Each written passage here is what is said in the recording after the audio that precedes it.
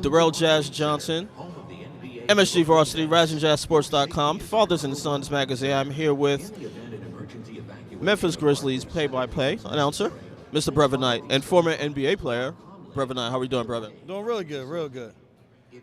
So, what is the transition like for you personally,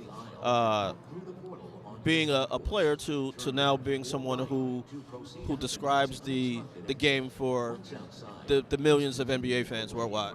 Well, the good thing is I never had a problem talking, so that covered the main part of it all. And I kind of considered myself to be a student of the game while I was playing. So it's a matter of getting across what is happening, how it's happening, why it's happening.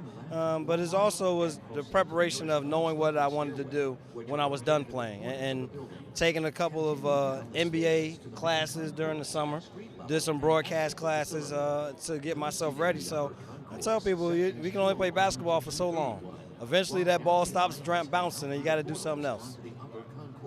So you're a Stanford alum. There are a couple of Stanford guys on the Brooklyn Nets, one of which made history a week and a half ago. What were your thoughts on Jason Collins coming out and what it means to the NBA?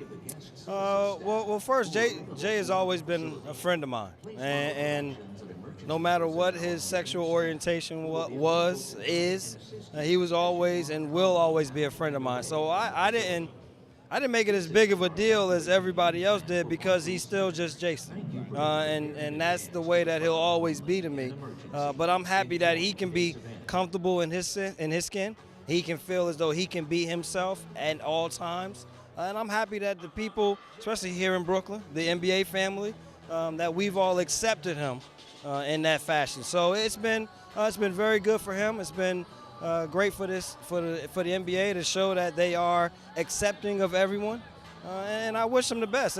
Hopefully he gets in his good fouls, sets hard screens, and just does all the things that he did that made him a good NBA basketball player. Not a gay NBA basketball player, but just a very good player and a role guy. So the NCAA tournament is almost upon us. What are your March Madness memories? I had big memories. My final game playing versus University of Utah with Andre Miller and Keith Van Horn, playing out in San Jose, probably one of the loudest games of my life, and to be in our backyard at Stanford and have as many fans as we had at the arena, take them into overtime. And I always tell people I really got fouled on the three that I hit. We should have won in regulation, but went to overtime and we couldn't pull it off. But just the energy in that building and as loud as it was, is one of the funnest games of my career. Final question, you have to go to get to work, but as a Jersey product, the Nets moved. Do you think it's better for the franchise to be here, and what does it mean to New Jersey to lose the Nets?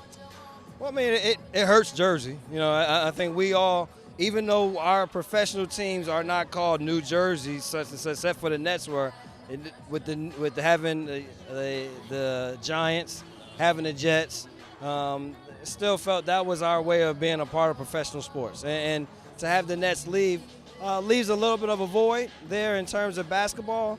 But everybody knew that being out at the Meadowlands for NBA basketball was going to be hard to sustain. I wish that it would have worked down in Newark at the Prudential Center. That would have been great. I mean, especially for an Essex County kid like myself, it's perfect to be able to see it there. But I think Brooklyn is very viable. The energy here is great. So I think it's good for basketball and it's good for the NBA to have somewhat of a rivalry here in New York City.